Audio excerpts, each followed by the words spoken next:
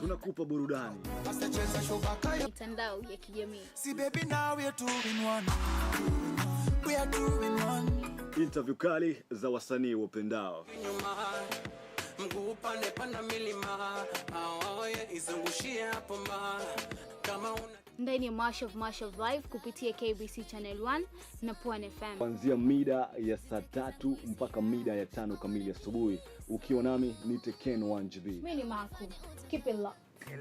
Malewa.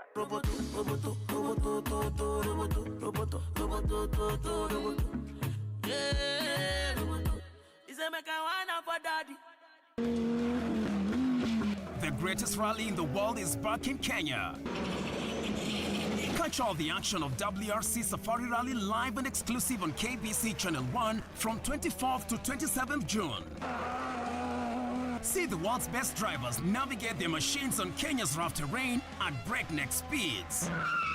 Experience the thrills, adrenaline, drama and excitement as man and machine do battle.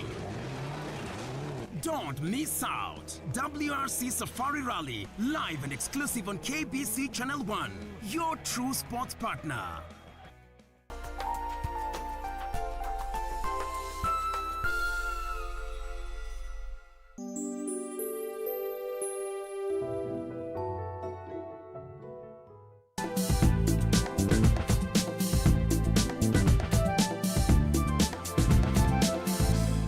Kenya is a country that is under construction literally. From byways and highways to mega dams, the country is developing at a very fast pace. According to the Ministry of Roads and Infrastructure, the total investment in roads alone is about 3.5 trillion Kenya shillings. That is for the last 10 to 12 years. And more is on the way coming. This week on Inside Government, we are talking to the Kenya National Highways Authority about some of the projects they are undertaking and when they are expected to come into the pipeline. Thank you so very much indeed for finding time to be with us. I mean, we are on top of one of the most prominent projects in this country, that is Nairobi Expressway. As Kenya National Highways Authority, this is definitely your baby project. What other projects are underway like this one? Oh yeah, there are many projects that we have. Beside this, when you reach James Gichuru, there is one that is starting from James Gichuru to Rironi, to link it up to Rironi. Then we are picking it up from Rironi to Nakuru out to Mount Summit as a dual carriageway, meaning that people living to the west, it's going to be easy from Nairobi.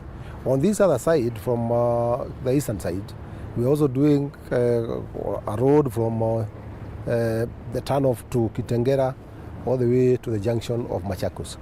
And that certainly brings about ease of movement within this built-up area. You know, one might imagine that it's only, you know, the big cities where this kind of development projects, you know, are being concentrated on. Do you have other areas where you would say there are mega roads projects that are under Kenya that are coming up? Yeah, there. You know, we, for example, let me start with Coast. In Coast, we have several projects because we have like the one which starts from Mombasa to Kwa Jomvu, which is about to be finished. I think recently or now you can see a lot of work coming up at Jangamwe. And then we are taking it all the way to Mariakani. That is one project. Then we have the road that is meant to actually bridge between the island and Southland. Whatever you call Mombasa MPAD, Mombasa Area Development Program. And the first section is done all the way from Miritini to the port. And then we are now linking that road to South Coast, so that then going to Tanzania through Runga is going to be easy. Just last week, we were with His Excellency the President, and we commissioned one road, the one that starts from Gariseni to Lamu. That serves as a good entry to Lamu.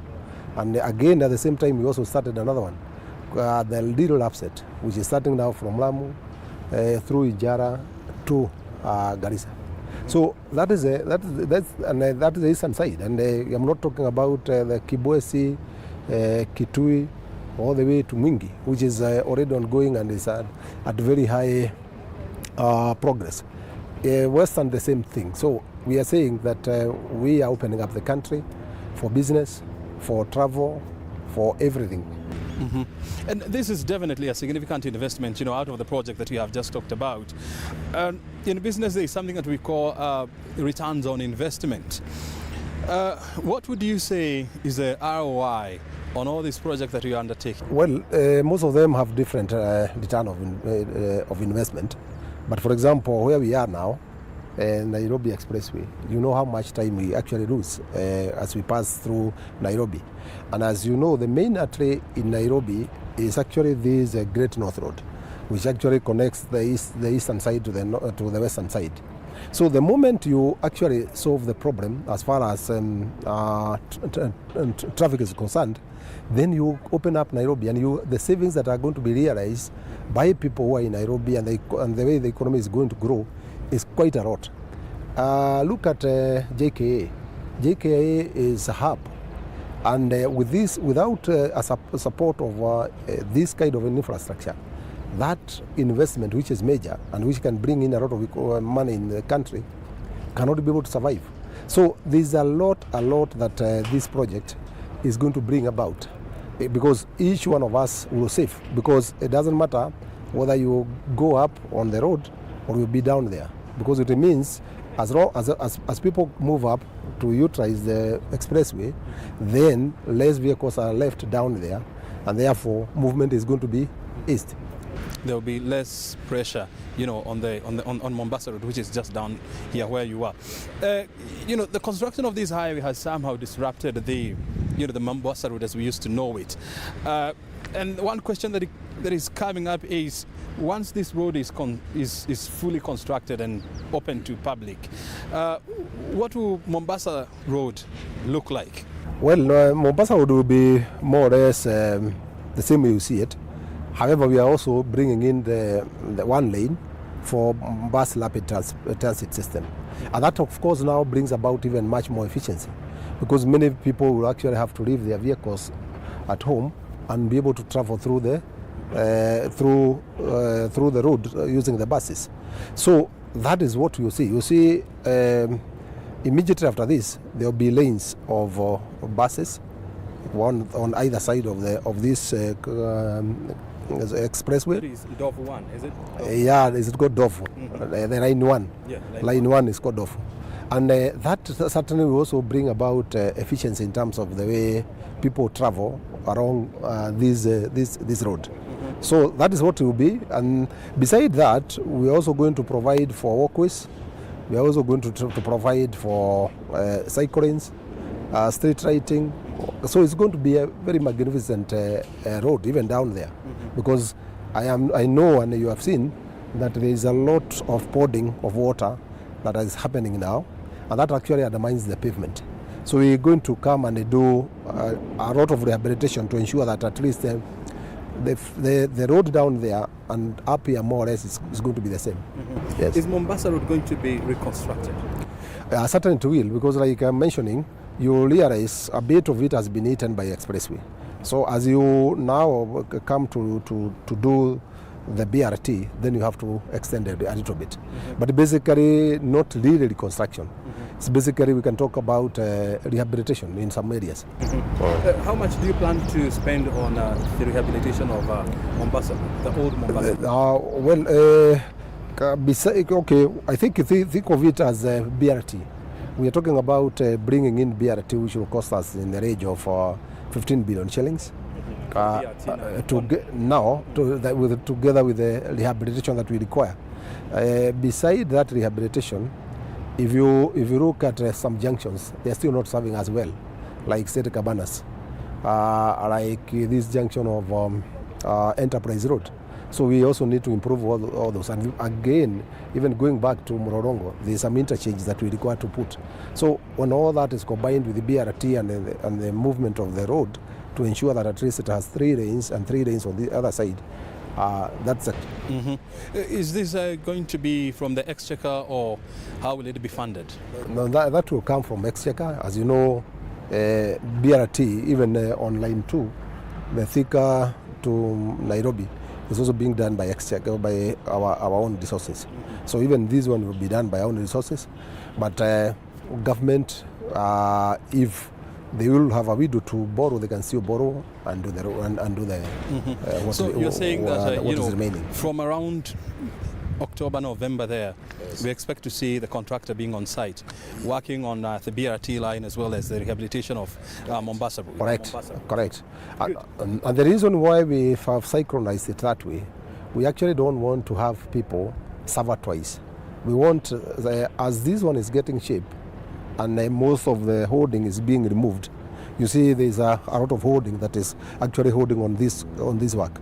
Then we bring in the other contractor, so that come the time we actually we are using the expressway, even the other side will be okay. So we are talking about completing almost at the same time, May to June next year. When you look at Thika Road, I mean, some places it has even 8 lanes. The length of it is about how many kilometers? 45? All the way up to? Yeah, about 50. About 50 kilometers. Yeah, you know, it was constructed at about 32.7 billion shillings.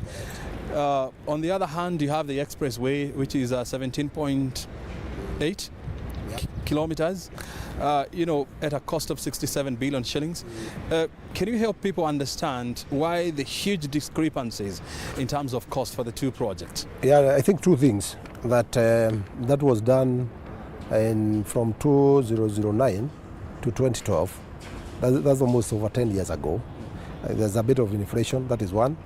The other bit of it is that when you look at this one, we are talking about almost 9 kilometers, which is elevated. Beside that, there are going to be toll plazas. There's going to be interchanges, several interchanges. We are talking about 10 interchanges. And that brings about the cost that we are talking about.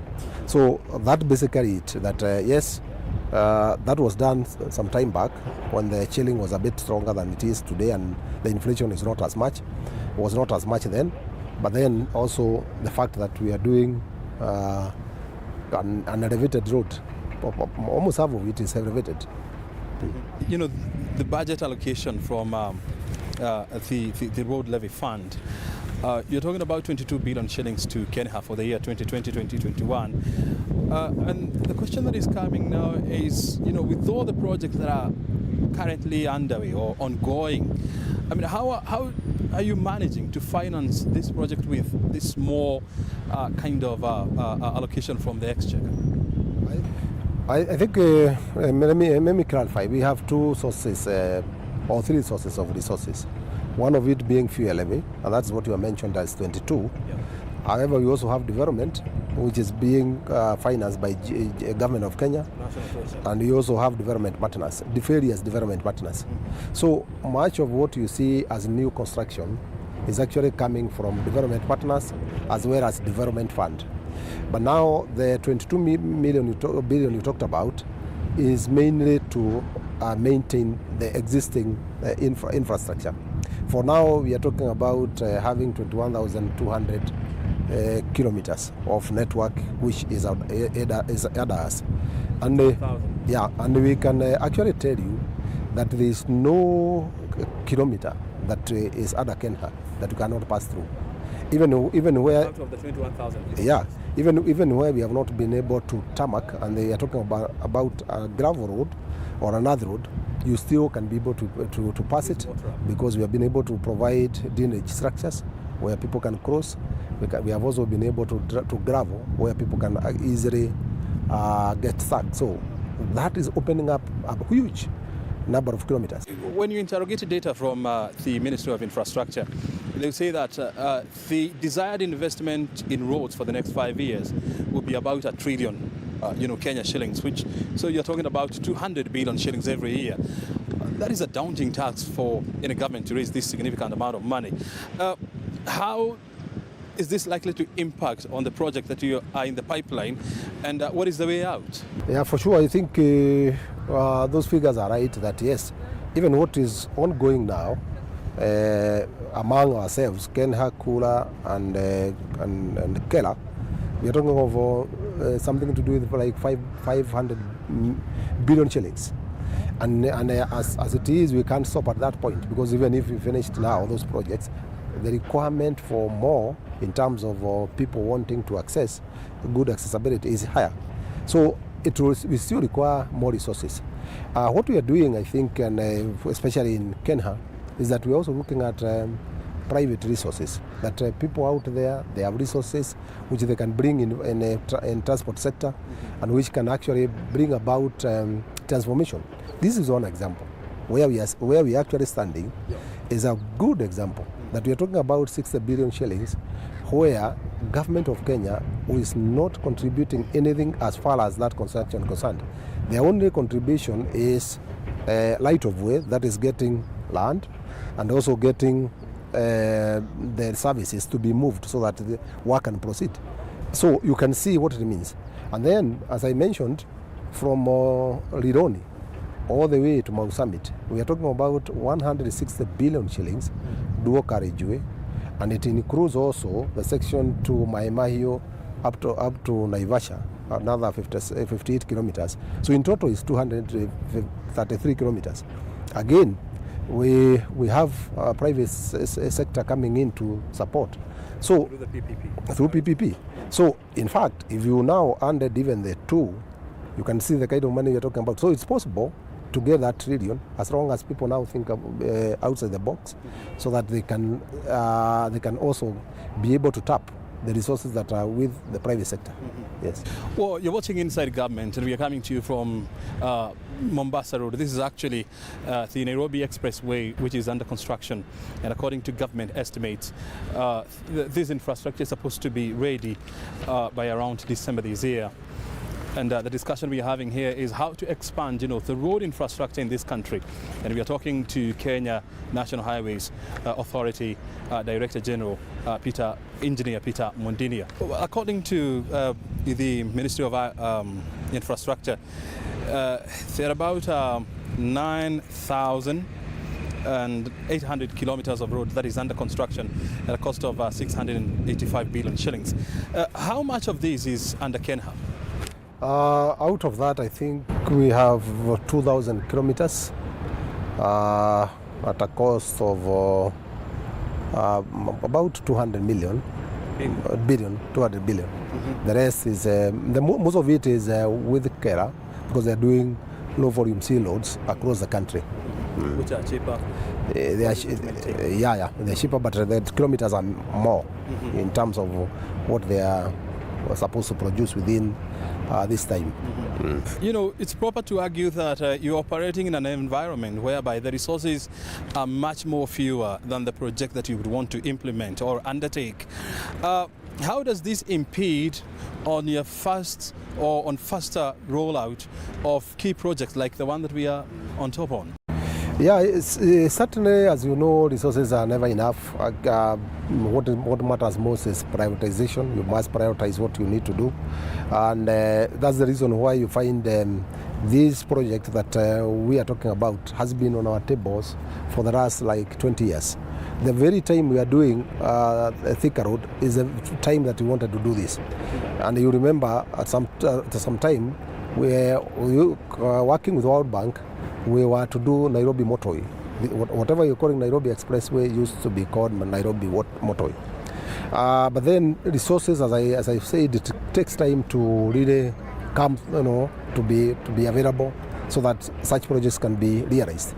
So there are many projects out there in the countryside which are very important, and yet resources are not available. For example, closer here, when you think of the road to Kitengela all the way to Isinya, that's a road that more or less now requires the road to Isinya all the way to Kajiado. That requires expansion. You are aware about the Magadi Road, as you mentioned, the road that starts from Bomas of Kenya up to Gatorungai to Kiserian is highly congested. Think of the road, the Kiambu Road, from Muthaiga to Kiambu all the way to Duberi. That's another road that requires expansion. Eastern and Northern bypass, the ones that we did sometime 10 years ago, 15 years ago, is all packed up. So they also require some expansion. So there's a lot of projects that are within this area that you can be able to actually identify with, beside others also been given attention. One might like be, this one. Forced to ask, when you have just mentioned, a few roads that are very critical, and that would be considered to be critical arteries, into the CBD, and one of them, of course, is the Bomas to Ongata Rongai Highway, Kiambu Road, as well. I remember there was an announcement that were made in 2019 that a contractor was supposed to embark on the expansion of the Bomas, the dualling of Bomas of Kenya. Of course, up to now, nothing has happened, apart from, what you call routine maintenance of that highway.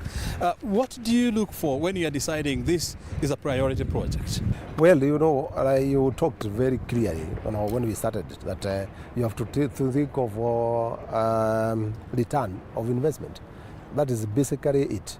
And sometimes people think that returns can only be in form of cash or money. They are social returns. They are even political returns, for example, or even security. Like for example, there are some roads we are doing far off this country in the north. And basically, not that there's a lot of traffic, but the moment you do them, you spur economic activities, you reduce on security problems and money that is actually used for security reasons, and you actually bring about social integration. Some people who felt that they are not part of Kenya now, they will tell you they are Kenyans. Like for example, I'll give you an example. The Isiolo Moyale road that we did. Those people, they used to say that they have reached Kenya when they reach Isiolo. Otherwise, they were not. They never felt they were in Kenya. Today, and I want you to go and that area and see the road. It's one of the best roads that we have constructed, and they feel they're in Kenya. They are integrated. They are part of the country. The tourism sector in that. Correct, and the business is booming. And as you know, that area, though arid, there's a lot of livestock that is actually available, which can actually bring in a lot of income. When you face the people who, live in Rongai and they work in Nairobi and they have to wake up and be on the road at 5 in the morning, at 5:30 in the morning, so that they get to the city at about 8 in the morning, what do you tell them actually? No, very difficult question. In fact, you said that there was a pronouncement in some time back. We are still pursuing because that project was meant to be done through annuity program, and it's still there. Annuity, just like PPP, because of the PPP process, takes a little bit of time. So we still want to tell them that yes, we have not reached there, yes, but we are coming because we understand their problem, and it's really a major problem. So we are going to be available, and we are pushing to ensure that that project comes to can be able to start, and people can also be able to enjoy. Not really enjoy, but actually said you try, not losing a lot of time on the road, as you have said. And there can also be new arguments. I mean, why would you start new projects? For example, the Mau Mau Road that is under construction, instead of probably maybe dealing with the urgent issues like the expansion of Kiambu Road, the expansion of Ongata Rongai, among other areas where people have to suffer in the morning to go to work and actually in the evening. I want to find out why you think Mau Mau is not as deserving as Ongata Rongai. No, I think next time when you have time, I want to take you to Mau Mau Road. Mau Mau Road is a road which is actually going along the slopes of urban areas. Those areas have highly agricultural activities that are there already. A lot of tea is available. All that tea was actually rotting, and that tea should be able to bring us income as a country. So as far as those Mau Mau roads are concerned, the people did not know them because even leaching there was a problem. But now they can leach. Now they will know them because they can be able to reach. And like I said, that Mau Mau we're talking about is also bringing about a lot of integration. That yes, you can be able to drive now along the barriers You can be able to drive from Kiambu through Muranga to Nyeri. You can also drive on the other side of Ambadayas to Nyandarua. And that will certainly bring about a lot of economic activities. And those areas, more or less, if you ask those people, they feel they have been marginalized. That is what they have been actually saying. When we were doing the stakeholders consultation, they didn't even believe that it will happen because they have never thought it can happen. But they felt they were fully marginalized. It was difficult for them to reach home and get out to where civilization is. So it is a very important road. You know, under the new Kenya Roads Board Act, I mean, you know, institutions like KENHA, like Kura, Kera and so much, now they are empowered to float infrastructure bonds to raise resources, you know, for the construction of roads. Are you thinking about pursuing that avenue as to now? Well, I think it will be we shall pursue, but the most important point is how do you pay? Borrowing is okay, yes, you can say you can borrow, but then you must think about how do you pay. And that's the reason why now you're saying if you're talking about a road that you can toll, then you can be able to borrow, do the road, utilize the tolls that are going to be realized and pay. Like we are now talking about Nairobi Nakuru Summit. Even though that is actually is an individual who has come in to do that, but even government as KENHA, we can actually approach development partners and borrow money. And when we borrow that money, we get in an EPC contractor who will construct, and then we get resources. And most important now is that National Treasury has established what we are calling National Toll Fund, meaning that even if now we were to get resources and do a road, then that National Toll Fund is where that resources money is going to go. And if for any reason we have some little deficit, the National Treasury can be able to support. But it is important for people to think about borrowing and how you can be able to return the money. In the interest of time, because we have to bring this to an end, what other projects would you say that are critical to the development of this country that are in the pipeline or that you plan to launch in the coming few months? Well, let me first of all start with what we actually launched last week with His Excellency the President. That is Lamu, Ijara, Garissa. That is a section that goes through Boni Forest. Insecurity there is very high. Even doing the project is a challenge. However, it is going to bring about offtake of the port. Is going to support the port significantly to be able to evacuate the cargo from the port up to Garissa. But even as we reach Garissa, it's not adequate. We still need to take it another length higher to Isiolo, so that we can be able to tap the population that is in our north. That is Ethiopia. They have over 120 people. Of course, not all the area in Ethiopia may require the service of the port of Lamu, but the southern part of Ethiopia will find it very feasible to actually get their cargo in and out of Lamu. So that is a very, very significant project, if you ask me. And then we're also doing this one, which is now starting from Isiolo, going to Modogach, to Wajir, all the way to Mandera. Equally a very important road, because again we are opening the north. And as I said, the resources that we have been able to realize when we did the Isiolo Moyale, we are going to replicate a similar kind of gains. Those areas are going to open up. We are going to tap resources now from there, and there are many. Yeah, so those are the ones that we are talking about, and it's actually what we are looking at is that we should be able to position our country very well in terms of doing integration, and that's why you find we have done almost all our roads that leads to the neighbors. And the ones that are not in good condition, we are improving them, like the one with Tanzania, Bagamoyo, Rugarunga, Mombasa. We are doing that, and we want to do a very major bridge at Mombasa, what we call Mombasa Gate Bridge. That again will open up the entire coast in terms of the fact that people can be able to move very easily from Irad to South Coast. Good. Anything else? I think what is important is that we are happy with the way Kenyans have been able to support us, and especially on this project that we are doing here. We know it has been a big challenge, especially on traffic snarl-up, and people are spending a lot of time on this road.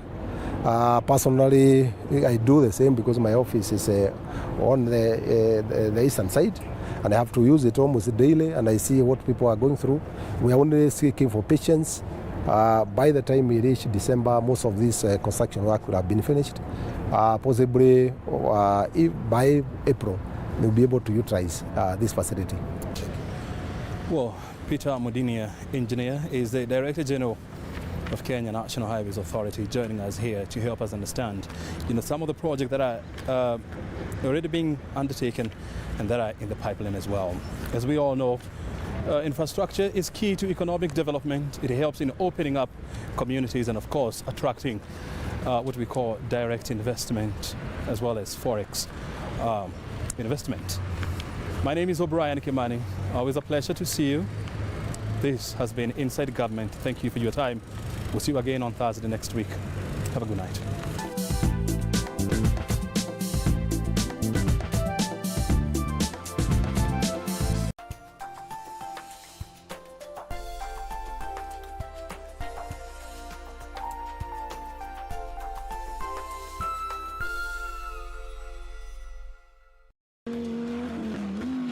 The greatest rally in the world is back in Kenya. Catch all the action of WRC Safari Rally live and exclusive on KBC Channel 1 from 24th to 27th June. See the world's best drivers navigate their machines on Kenya's rough terrain at breakneck speeds. Experience the thrills, adrenaline, drama and excitement as man and machine do battle. Don't miss out. WRC Safari Rally, live and exclusive on KBC Channel 1, your true sports partner.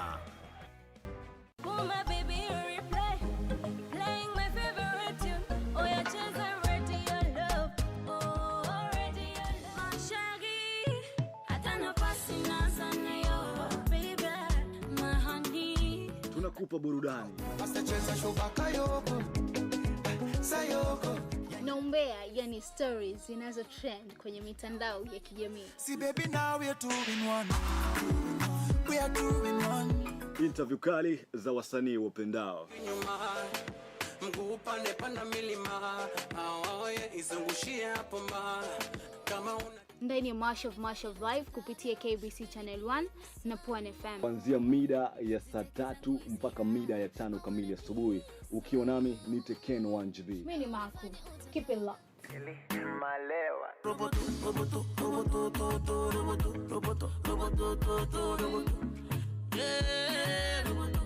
Is a make I wanna for daddy.